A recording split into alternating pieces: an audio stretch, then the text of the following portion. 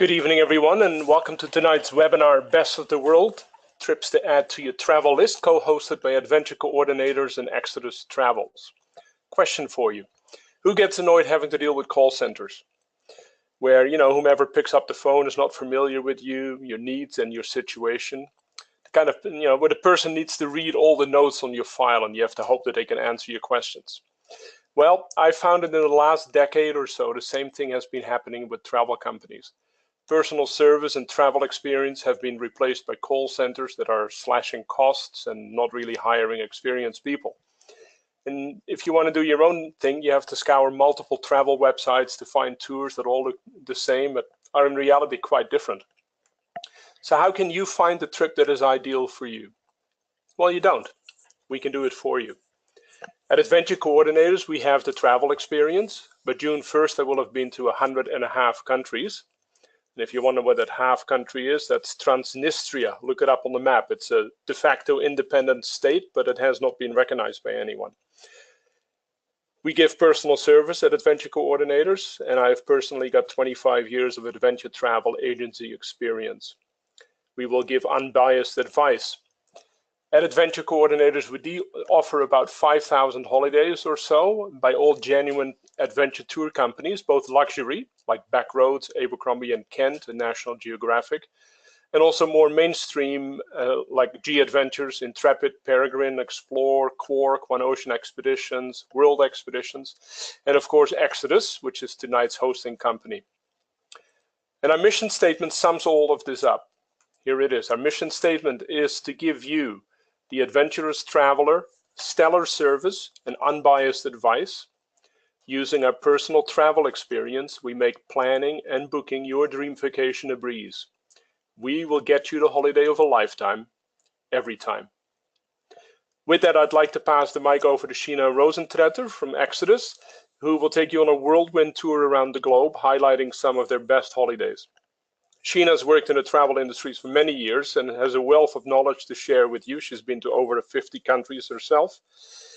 I apologize if we cannot feature all of our 5,000 tours. That would take a holiday in itself, but I had to make a selection and choose some popular and some unusual tours. However, if you want to know more about a destination we did not feature, or if you want to know more about a tour that you did see, or if you have any questions at all, please phone me or email me. With that, Sheena, over to you. Great, thanks so much. Hi, everybody. Wonderful to be here. I have a little picture on the screen so you can see where I am. If you don't recognize that, that's Iceland. That's one of my favorite places in the whole wide world. And I'm sure most of you, if you've been there, would agree with me on that.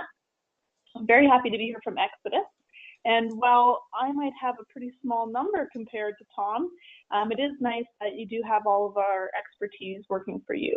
So at Exodus, our team here in Canada has been to 170 countries collectively.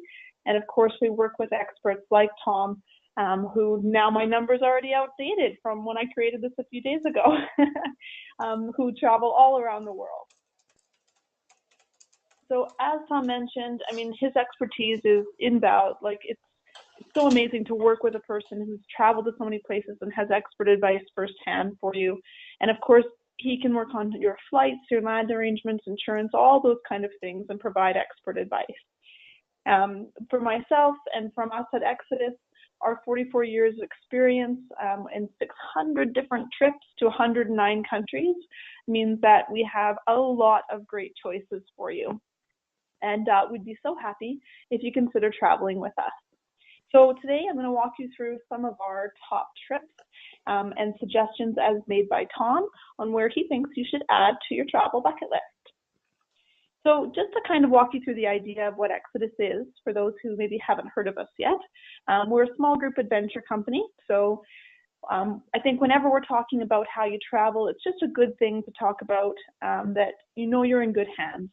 Some people think to be a responsible traveler, you have to volunteer your time or donate your money, and it's not always that case. If you want to do that or can do that, then good for you.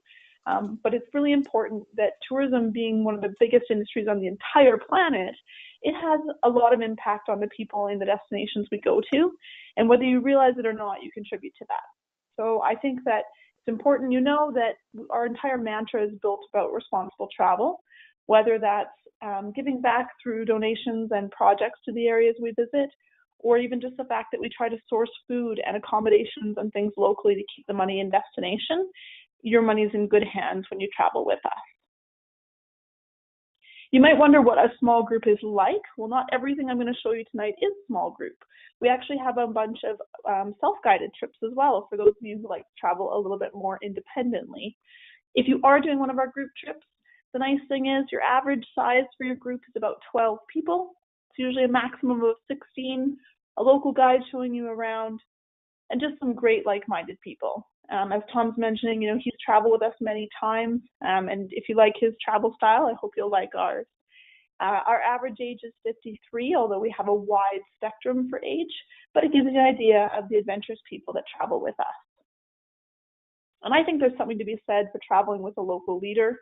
I know it's made a big difference in my travels. Recently, I was in Morocco, and I'll show you actually a picture of the tour leader we had there. He was fabulous. But we were there during Ramadan, and getting to hear what that's like from a local perspective, from someone who's fasting and helping us understand what's happening in the culture at the time. Those are little extra insight moments to a culture that I think make a big difference when you have a local guide.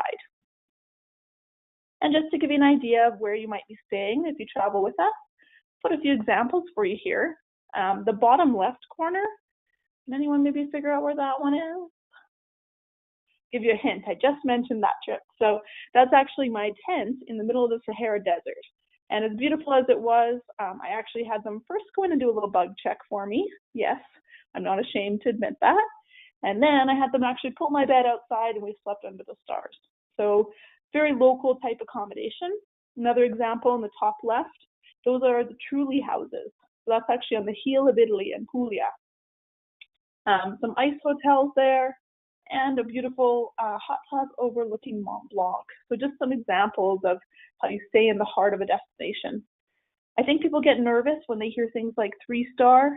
We have everything from camping to 5-star, but don't let stars fool you. They don't translate around the world the same way they do in North America.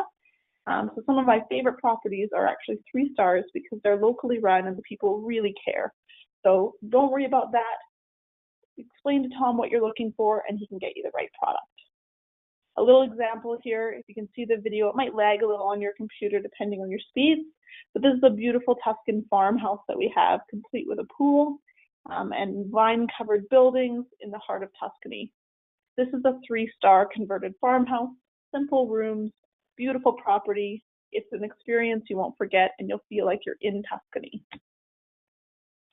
And lastly, just before we jump on to the actual tours, we do a lot of active travel, and I just wanted to kind of explain what that means.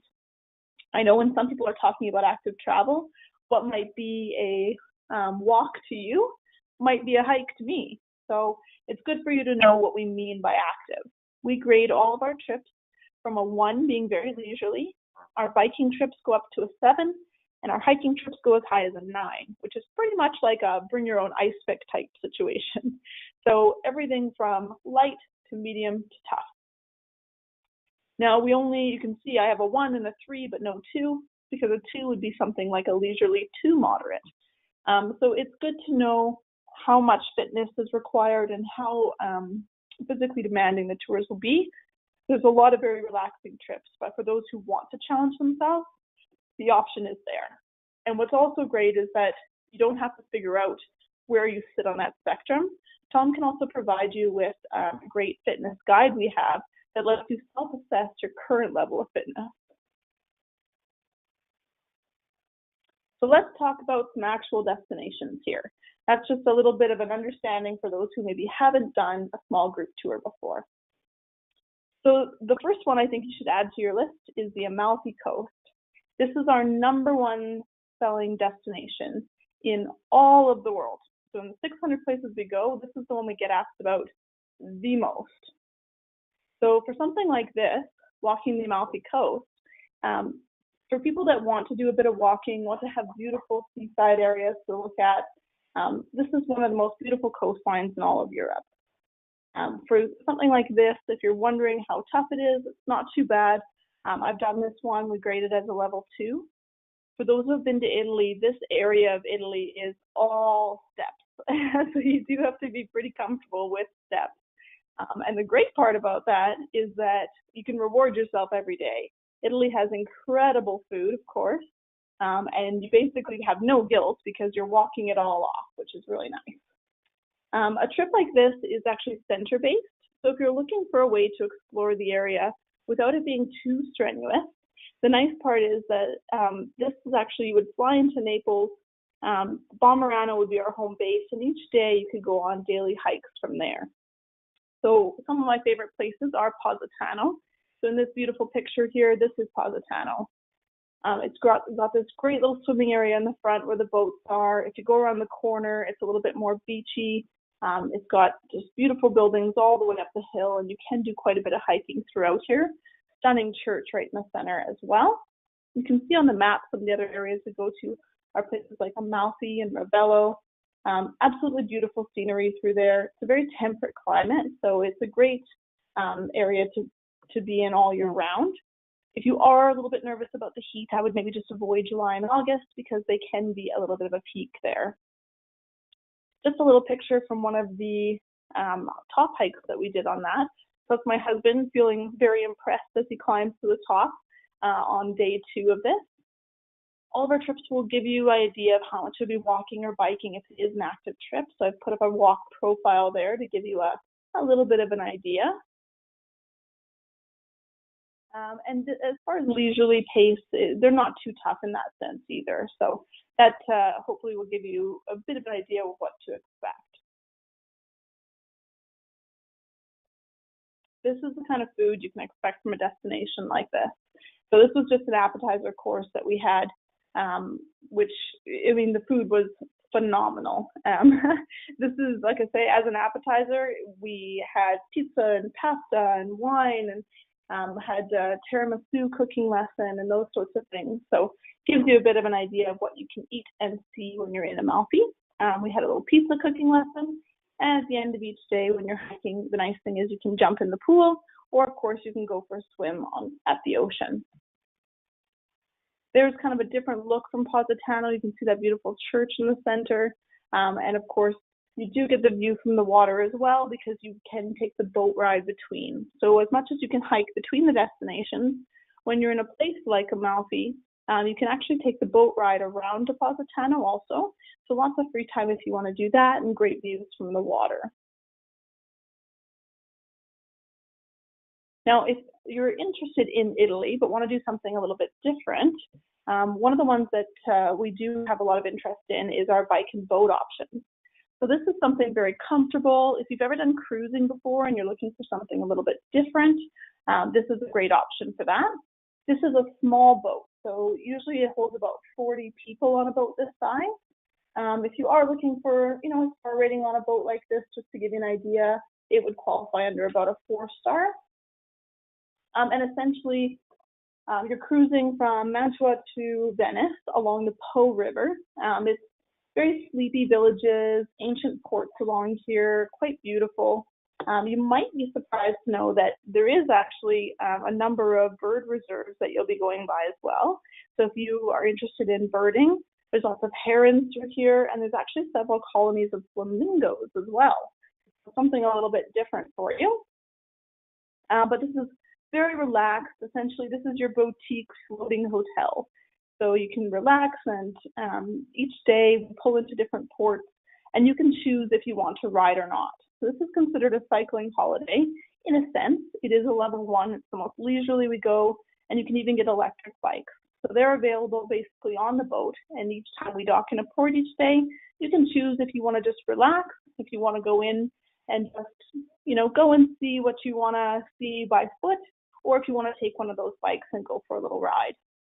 And on the ship itself, it has lounges on decks, nice windows, comfortable beds, Wi-Fi. It's a very comfortable way to sightsee around the area. I've just put in a little picture of the room there to give you a bit of an idea. You can see the cycling paths that are nearby, very flat, very relaxed. It gives you a chance to really enjoy Italy at your own pace. And this is one that would fall under our self-guided region, which means that you don't get stuck with a group or a guide. You basically do your own thing each day with all the support there in case you need it. One of my favorite regions would be Portugal. You might have seen Portugal in the news quite a bit. It's actually Portugal, as in Spain, it's sort of taken over as some of the biggest selling destinations out of North America. So Portugal is definitely on the rise. It's one that a lot of people are wanting to travel to right now. And it's really great for a trip like this because you're getting to explore the Douro Valley. And you might know the Douro Valley because it's very famous for its two famous wine regions. So essentially the one region is what makes the port, and the other region is known for making vinho verde, which is essentially it's green wine, if you kind of got that translation, but not green in the sense that you're drinking a cup of green wine, because that's a bit off. It's more green meaning young, or some people would think inexperienced, but young wine. So it's quite crisp, I hear, and really kind of goes with everything. So a nice chance to try some different types of wines, and you would have wine tastings included.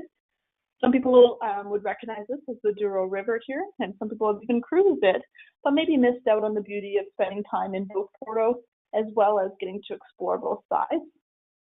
There's a beautiful national park here that we get a chance to go through. And it actually has one of the highest waterfalls in Europe. So if you can imagine spending your days doing very gentle hiking, sipping wine, seeing waterfalls and beautiful forests, and then beating the heat at night in the hotel's infinity pool, as this is a more luxury trip on 4- and 5-star local accommodations, it's a pretty nice way to be able to visit Portugal and take in sort of the best of the Douro Valley area. If you want to see a little bit more of Portugal, there's definitely ways to do that as well. One of my favorites is actually the Porto to Lisbon Atlantic ride. So if we have any cyclists out there, fantastic. If you have some maybe cyclists out there, this can be for you too. When we think cycling trips, I think people get nervous that, how hard is it going to be? And if you've ever heard of Mammals before, that's kind of our joking name for middle-aged men in Lycra. If you were one of those, I absolutely salute you. And I mean that because it usually means you can do a lot tougher itineraries than I could dream of doing. But if you're not someone that is on the bike all the time, if you're not into wearing Lycra, no problem. You're definitely welcome on a trip like this. This is a level 2. Again, e-bikes are available, and you'll have a support vehicle as well. So anytime it carries water, it carries the gear and your luggage, and anytime you want, it carries you. So you can just relax and enjoy and cycle as much as you want each day, but you're basically getting both Porto and Lisbon. So you're getting some incredible cities on this itinerary. You're getting gentle coastal rides and lots of time to relax by the sea as well. Again, premium accommodations on this one, and just beautiful sun-kissed beaches. There's colorful and vibrant fishing villages and just really scenic routes. You can see on this picture, there's pine forests that you'll be going through. As you make your way down the coast here, there's beautiful fortified villages like Ovidio on the end of the red line you can see there. Absolutely beautiful. A couple other pictures to show you. So if you don't recognize this one, this is Costa Nova. So it's a very picturesque village.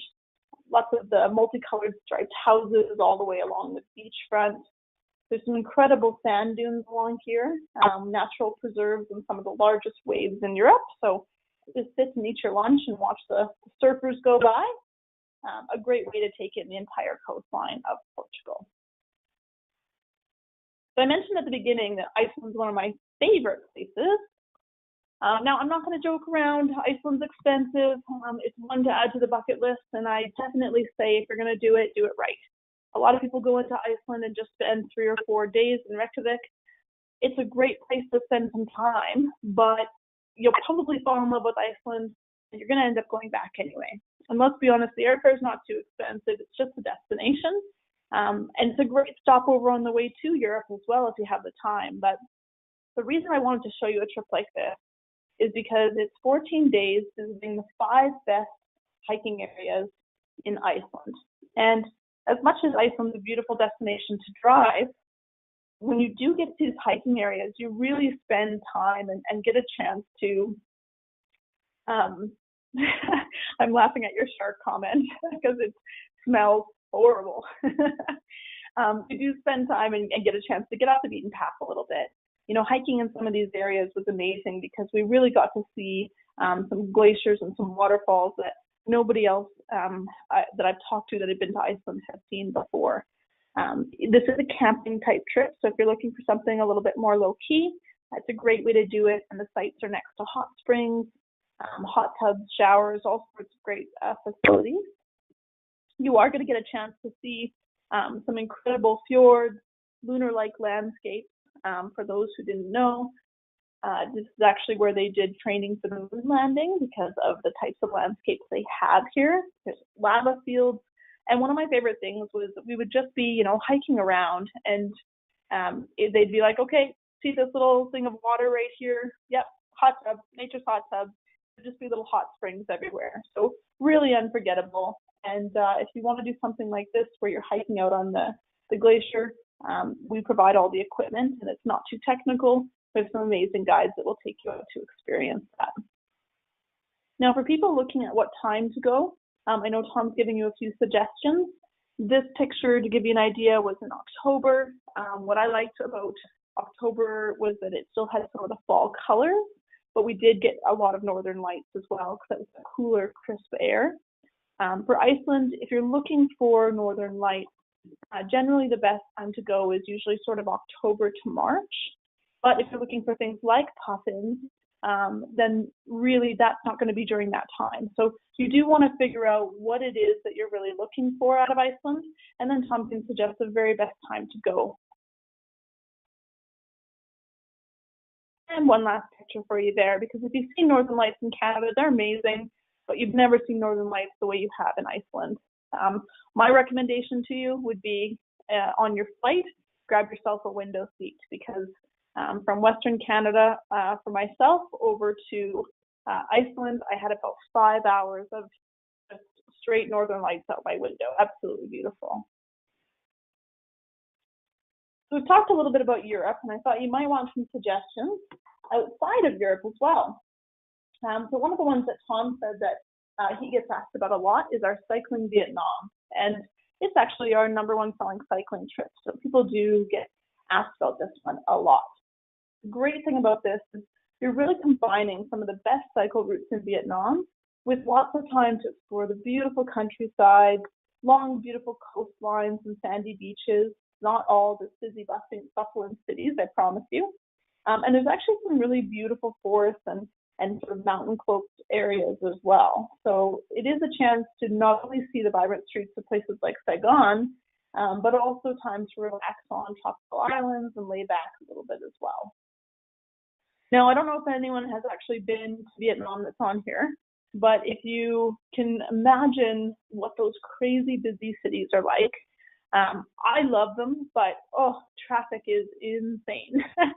So if you can imagine that, usually one of the first things that we have to do is learn how to cross the street again. Now, that being said, we're not going to be riding our bikes through the traffic there. Don't you worry. So what we're going to do is we're actually going to use our support vehicle to sightsee around the city, and then we'll bring you out to more like the countryside riding like this, where you'll get a chance to jump on the bike without the stress of that traffic. Don't you worry. For something like this, I like it again because you are off the beaten path a little bit. I remember visiting Dalat for the first time and thought it was such a wonderfully weird place. There was a place called Crazy House, which was built by a former princess and basically looked like a crazy house. We had tigers climbing up the walls of the rooms and those sorts of things. And there was little Eiffel Towers cut into the hedges because it was sort of the Paris of Vietnam. I remember learning about the war history down south, and of course going out to those beautiful beaches as well. And a trip like this is great because some of these areas we're visiting, with Vietnam being a more touristic destination now, a lot of these little places we go through, these small villages, they don't see tourists because most tourists stick to the main trail. So they're very excited to see us. We actually had this picture sent in from one of our travelers, and I just love it because all the kids were so excited. And they ran out to give you high fives and just to, see what the bikes were like and why you were riding through. And this gentleman actually told us that the kids jumped on the bike and took off with it because they were so excited, and they were all getting a good laugh until he wondered if they were going to come back with the bike. But they did, and it was just a great memory for them. So you'll basically ride bikes from the south up until Hue, and then from there the bikes will go back, and you'll jump on the train and get a chance to explore beautiful Halong Bay in the north. This is just a little picture to show you what Halong Bay is like. I found that it's always a little bit misty, a little bit mysterious, quite beautiful. And we did get a chance to not only sleep on the junk boat, and don't worry, it's just a name, it's just what they're called, the junk boats. They're quite beautiful. But we also had a chance to get out on our kayaks and go through these little areas. If you see the base of some of these mountains, there's little caves, and you can actually go on your kayak through these caves and just take in the beautiful sights. It was very still. We could hear monkeys jumping around. It's absolutely beautiful. One of my favorite memories is actually being on one of the junk boats on New Year's. And there's all sorts of boats in the harbor, and we're sitting on the top deck just taking in the warm air and enjoying and celebrating together. And I'm pretty sure no one had a watch that worked properly, because you'd hear one boat celebrate, and 2 minutes later, you'd hear another boat celebrate. And everybody was on a little bit of a different time zone, but it didn't matter because we were all just enjoying our own time. I know a few people are asking about food. Vegetarians are pretty well catered for in most of the areas. What I think is great is that you can get a lot of vegetable flow. The thing you'll have to be a little bit cautious of, and that's where having a tour leader can really help, is things like fish sauce, because they include it in everything. So depending on how restrictive your diet is, that's something they can really help with. When I was talking about Amalfi, for example, that pizza that I showed you, that was actually a gluten-free pizza that they made for my husband, who's been celiac for 14 years. If you do let us know about dietary ahead of time, we can definitely cater to it in most destinations. There's a little bit of that beautiful food for you right now. And I gotta say, as much as Vietnamese food is amazing at home, it doesn't taste the same there. It's way better. I think the tastiest thing we made there was, they called it a Vietnamese pancake. And a Vietnamese pancake is, I think they must use like a quart of oil, but it was the most delicious thing I've ever had in my life. And we got to try making some, and they turned out pretty good, I gotta say. But then once we got home, I've never found anyone that made it quite the same. So it definitely is very good. Best chocolate mousse I ever had in my life was actually in Hue as well. That's just a very quick sample of one of our favorite cycling trips in Asia. I wanted to give you an idea of somewhere a little different. We know we are back to Europe, but I want to give you an idea of a multi-country. If we have some hikers or some active walkers on here, this is a fantastic destination for anyone who really loves hiking. Mont Blanc basically covers France, Switzerland, and Italy. So you're getting a chance to sort of do a circuit around all of these areas. You might recognize it because it is basically claiming the title as the highest mountain in Western Europe. And it is where they had the first Winter Olympics as well. So a lot of people will do the circuit of Mont Blanc, which would take about 2 weeks and take you through all 3 countries. But probably the most popular trip we have is Mont Blanc Highlights, which is just 8 days long. It's people that maybe want to do it in a little bit more comfortable way, and basically get bussed out to the best routes on the mountain each day, and then end your evenings in that outdoor jacuzzi to relax and rest your legs and enjoy a beer for all your hard working. Just to give you an idea, it's not, again, that far on our shorter trip, so about 12 kilometers. Definitely doable, and we break that up over about 5 to 7 hours. So very, very relaxed walking. This is something, again, that can be done self-guided. You don't have to do it with a group if you don't want to. Because there's so many great paths here, no matter what level you are of walking, there's probably a good option for you. We do everything from summiting to the top of Mont Blanc, which is one of those bring your own ice pick kind of trips, to these more relaxing ones, to something in between where there's 12 to 14 days, and you can do either lodge or camping in more of the circuit. And just another shot of one of the jacuzzis that we use, a stone's throw away from Chamonix. Beautiful to be able to have some free time to go to town when you want to go to town, but also get a chance to see some amazing hiking. They want to know how old your daughter is, Tom. for something Sorry, else. just had to unmute myself. Thanks, she's 8 now. Perfect. I'm loving the little comments on the side. If you don't have your chat box open, Tom's adding quite a bit to it. And feel free to ask your questions along the way as well. We'll try to answer them. So I wanted to include Croatia in here because Croatia's basically, for all the places, again, we do in the world, it's in our top 5 destinations.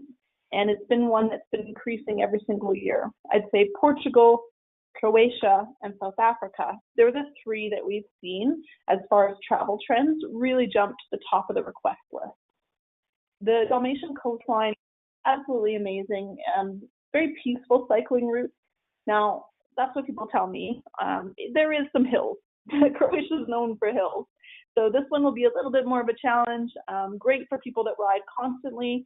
If you ride casually, then a nice challenge on a few hills.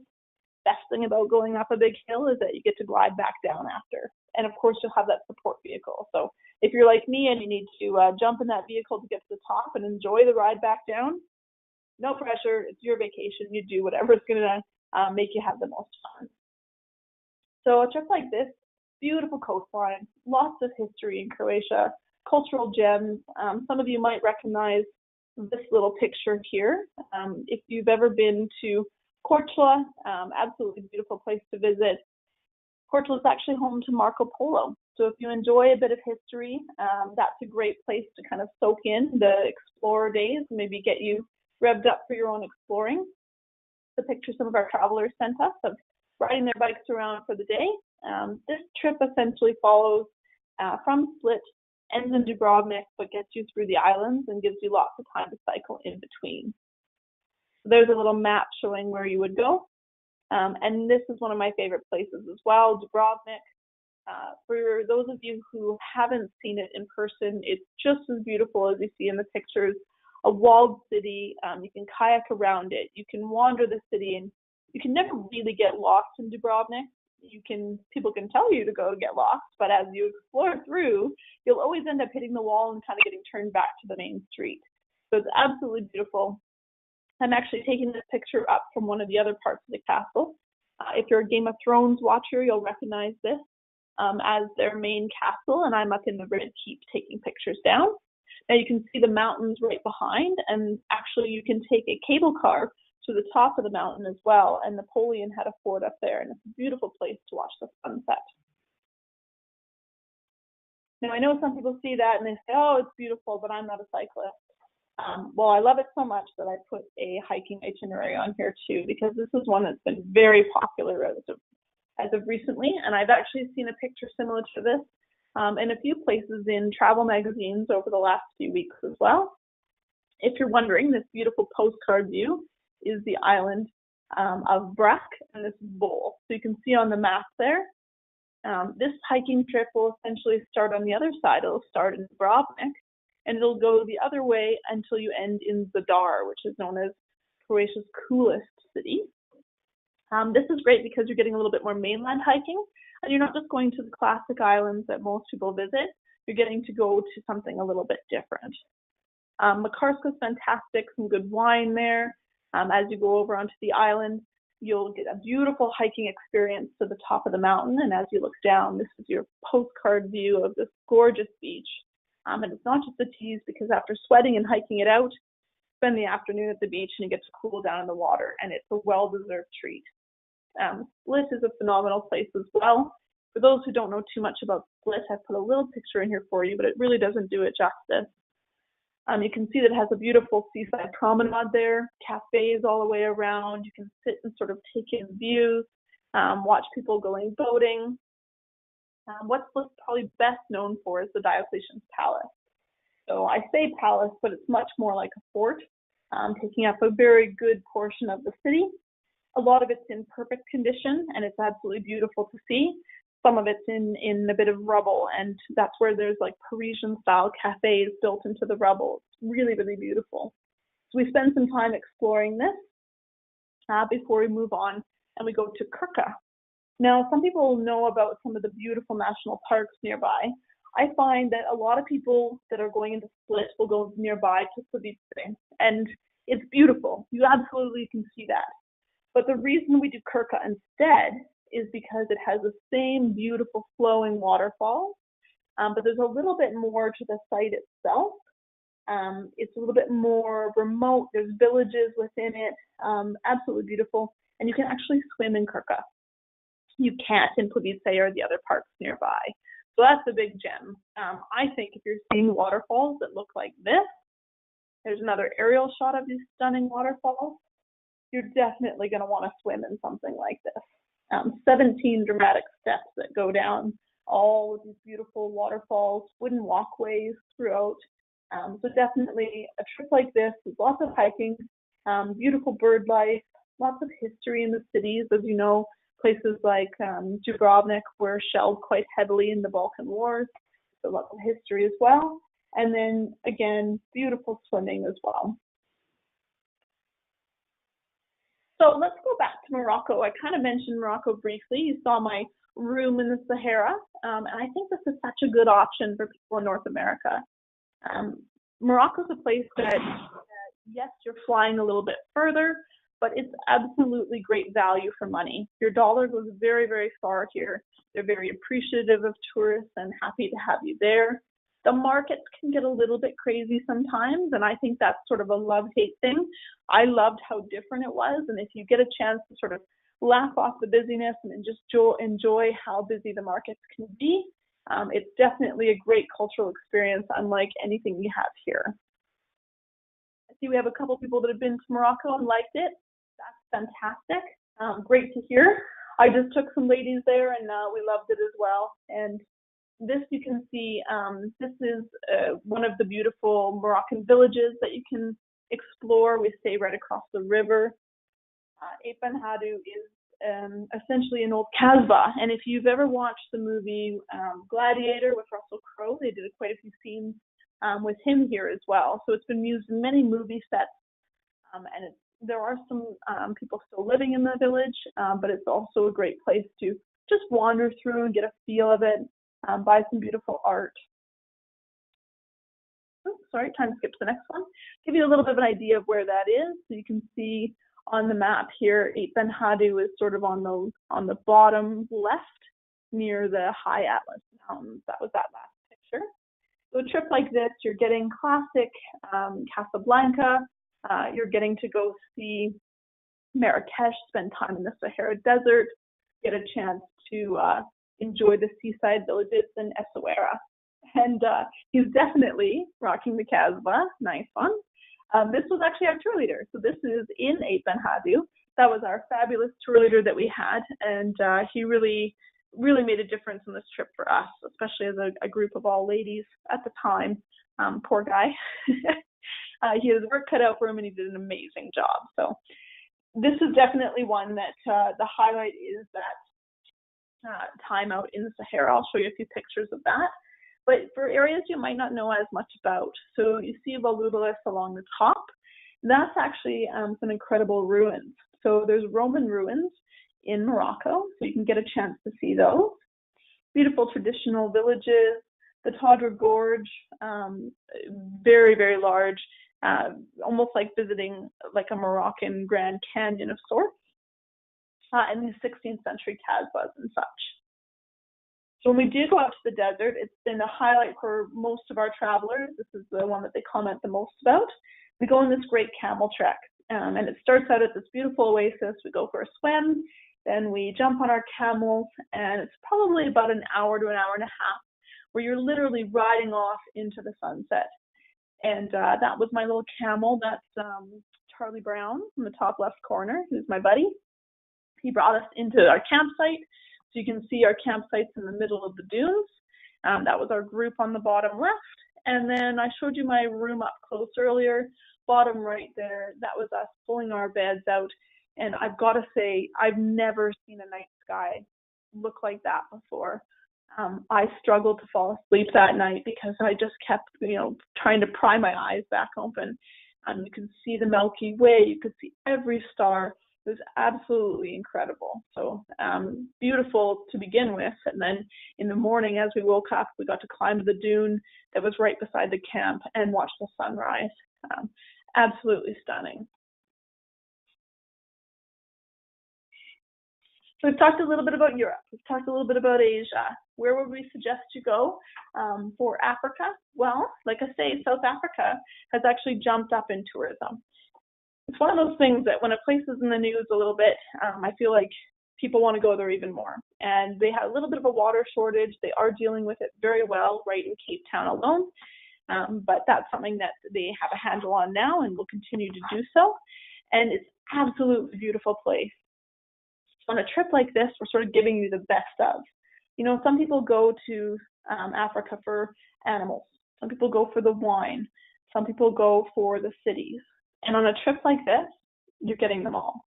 You're going on safari in Zimbabwe and Botswana. You're visiting South Africa's most famous wine regions. You're exploring beautiful Cape Town. Go watch the penguins and the whales playing in season. And you get to go to Victoria Falls. So you can see here, beautiful Victoria Falls, you know, watch tons and tons and tons of water tumbling over. They call it the land that thunders. And you can do all of this in 2 weeks. And the internal airfare included to get you to see all of these best regions. You get 3 different game drives. I love that you actually get a chance near the Delta to actually do a boat safari as well. So you can basically get up close and personal to things like elephants right in the water, which is a pretty amazing experience. So this is one that I would certainly recommend. So whether you're there for the wine, the penguins, the falls, you can do it all. And while you're in Africa, if you are doing a safari or anything like that, and you want to do a bucket list item while you're there, Kilimanjaro is one that we get asked about all the time. Now, for those serious hikers, this is probably a must on your to-do list. For those who are a little unsure, just know that it's not a technical climb to do Kilimanjaro. It's more mental than anything, if I'm quite honest. I think people mentally give up more than they physically give up, just because you are doing several nights of camping, usually about 8 days on the mountain in total, and you are at higher altitude. But it's one of those things that if you accomplish this, it feels so good, and it's one of those things that's like life-changing kind of trips. It's also one of the few places in the world where you can actually see the curvature of the Earth. So as basically the largest freestanding mountain, it's about 3 degrees south of the equator, and it's actually an old volcano. There's many, many routes up it. We do 2. We do the Rongai route and the Lemosho route. The Rongai route is basically 5 nights of camping and then nights on each end in a hotel, so you can finish acclimatizing and relax those poor little legs. But what I like about these routes is they're much less crowded than some of the others. So this one's a little bit more of a gentle grade. It approaches from the north, so less crowded than the more popular trails for going up. Farmlands, forest, alpine, you actually pass through a lot of different landscapes going up. The Lemosho, I have to say, is my favorite route. And if you are going to think about dragging yourself up a mountain for 8 days, I highly recommend the Lemosho route because it has the highest success rate. So 99% of people doing the Lemosho route will stand on the roof of Africa, which is pretty incredible. It's a little bit longer. It's 7 nights of camping because you do get an extra day of acclimatization just to make sure that you're going to be able to get up there. And it actually starts a little tougher than some of the other routes, but it ends easier. And if you think about that for a second, I think that when you start a hiking trip like this, when do you have the most energy, really? It's at the beginning, not at the end. At the end, you're spent. And hey, guys, I know everybody spends their energy going up to the top, but you still got to get back down. So you need some of that reserve as well. So I think this route's great because it starts a little bit tougher, but it ends easier. And it's part of the reason why it is the most successful route. It's also the least traveled. So about 97% of people do other routes, which means your view is going to be more of the passengers in front of you than it is going to be these gorgeous landscapes. Give you another little picture there to give you an idea. When I mentioned for Morocco, that beautiful night sky, same kind of idea. You've probably never seen the sky light up in the same way as you have for something like this. And as far as climbing up Kilimanjaro, I see there's a few questions on here. Basically, it just takes time to climb up. So you might be thinking of the restrictions for other parts of the world, like Machu Picchu. Those have limits of how many people can climb every single day. Here, we do have to get permits, but they're taken care of for you. We have a 2-to-1 ratio of guides to clients, so there's always the people to help you out there and set up camp and do all those great things to make sure that you're successful. But it is just a matter of the times of year, not so much on the number of people per day. It's just that there are many, many routes, and we only do the 2 of them because they are more successful of the routes. So for those bucket listers out there, I've talked about some light grade trips, some medium grade trips. I wanted to give you a couple tougher ones. Now, the last one was about a level 5, 6. This is a level 5 as well, but very, very different. So the mountainous landscapes in Albania, Kosovo, and Montenegro, there's about 2,000 kilometers of trails that go through here, and that's the Via Dinarica Trail. The entire Via Dinarica goes through about 12 different countries. On this particular itinerary, we focus on sort of the best routes between the 3. So why is this one unique? So not only is it incredible landscapes, but you're going to be able to see just these pristine mountain villages, a little bit off the beaten path in terms of agricultural communities. You'll be really seeing the traditional shepherd life that's been really preserved for generations and getting a chance to experience the world in a different way. The Balkans are absolutely stunning. You will be crossing remote borders, summiting some of the beautiful peaks there. And it's just, it's a stunning walk that was named the best in the world by National Geographic Traveler. And quite a few of the top travel articles and companies out there have named this destination of the world for 2017 or 18. So it's one that's very, very different, but do keep in mind that this is one that is going to require some challenging hikes. So keep in mind fitness is important for this. I think what's kind of cool here is not only the beautiful landscapes you're going to see and the remoteness and wild country that you're going to experience, but how many times can you say that you went on this incredible hiking trip that was so remote, your luggage had to be transferred by horse? So very, very different for sure. Altitude, you're probably looking at about 26, 27 meters above. Your average will be about 2,000. And speaking of a little bit more remote, I know that one trip that Tom gets asked about a lot is Uzbekistan. And I think Uzbekistan is amazing. You can do a trip that goes just to Uzbekistan. You can do 2 weeks and see 3 of the stands. Or what I would recommend is if you really want to get off the beaten path, doing the 5 stands of the Silk Road. You would need at least 3 to 4 weeks to do something like this. So we put together a 23-day itinerary. But the great part is this is incredibly safe area to visit right now. You're seeing some beautiful places that essentially were where all the traders and invaders were from. So this place has seen everything from Alexander the Great come through to Genghis Khan to the Soviet armies of Stalin. They've all sort of been through here and sort of spread their culture, their goods, their religions amongst these countries, and it's a really incredible place to see. Not only have these places been well preserved, and you get this beautiful architecture, some incredible stonework as well, but these places were sort of the birthplace of a lot of philosophies. So it's really an adventurer's wonderland. If you can't see it, if it's too small on your screen there, we're looking at Uzbekistan, Kyrgyzstan, Kazakhstan, Turkmenistan, and Tajikistan. So really amazing places to be able to visit. What I thought was kind of unique and again different, and I like a little bit of weird and different when I travel. If you want to try some camel's milk from the gas station, then that's definitely possible. Some of these places, they have world records for the most white marble in a city, for the largest carpet, the biggest flag, you know, just some weird different things to call their own. There's absolutely stunning alpine lakes, beautiful mosques, countrysides are amazing, and there's even places here that have banned dirty cars and beards, so you'll see people shaving or washing their cars off at the entrance to the city. So very, very different and amazing place in the world. And again, look at that countryside. So it's not just a matter of these incredible cities, but everything in between that I think a lot of travelers miss out on.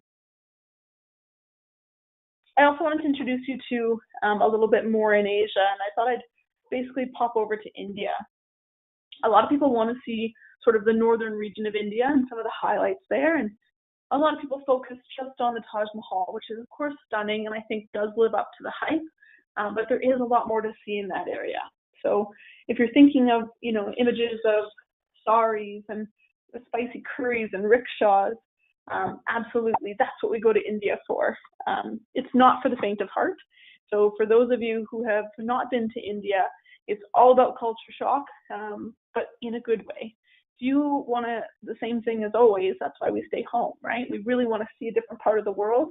India has something for every sense. On this trip, we'd visit places like the Pink City in Jaipur, home to the beautiful Amber Fort. You'll get to go to Agra and see the serene Taj Mahal. Absolutely stunning. You can take an early morning boat ride along the waterways in Varanasi, which can be not only beautiful, but can be quite moving as well. And what I think is the icing on the cake for a trip like this is you do have the opportunity to go to some of the parks and do tiger spotting. So if you can not only see incredible monuments, try foods you've maybe never tried before, get a little bit of that culture shock, and then be able to see a tiger on top of it all, this is definitely a good trip for you. My first trip that I ever did with Exodus when I was a customer, before I ever worked for the company, was actually going to Sri Lanka. And when I talk about, you know, things, places that really are checking off sort of something for everyone, Sri Lanka is definitely one of those for me.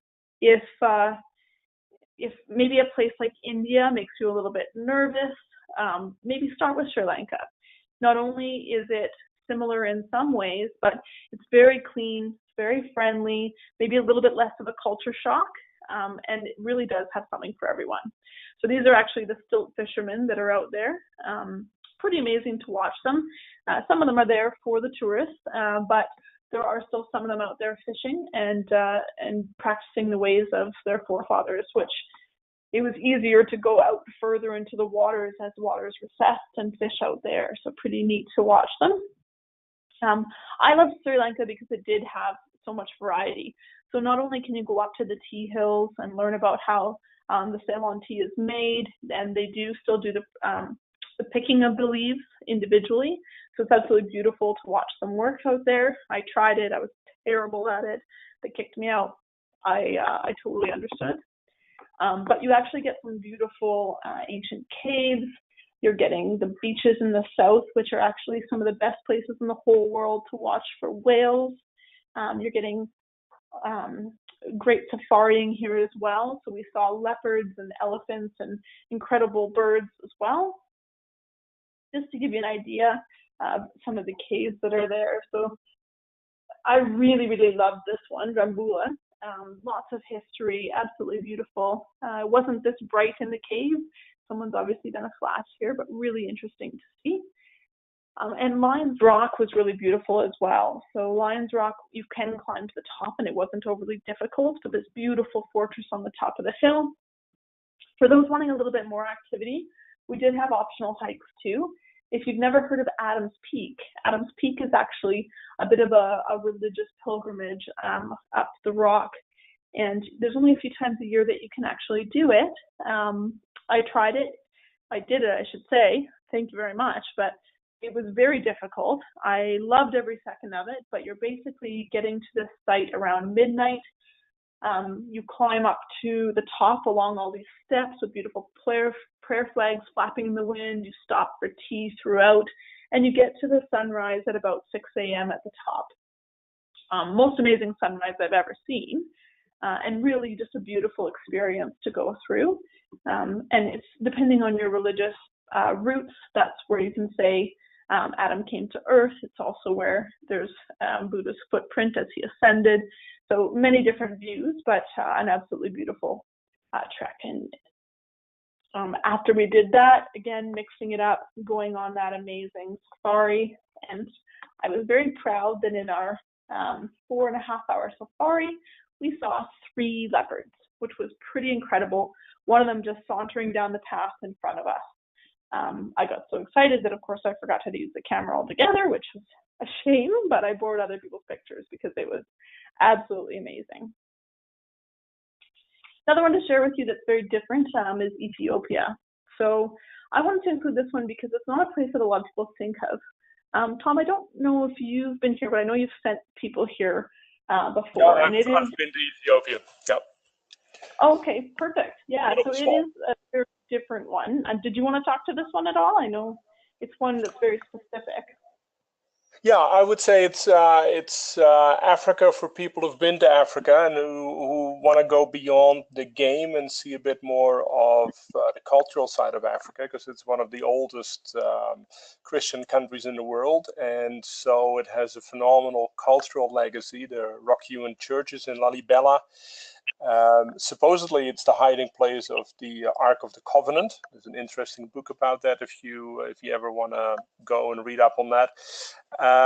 There's some great hiking in the Simeon Mountains, and then there are the old castles in Gondar, the old imperial capital. The waterfalls, the Blue Nile waterfalls, and one thing that always stayed with me was the market in Bahidar, which is one of the most extensive markets I've seen anywhere in the world. Just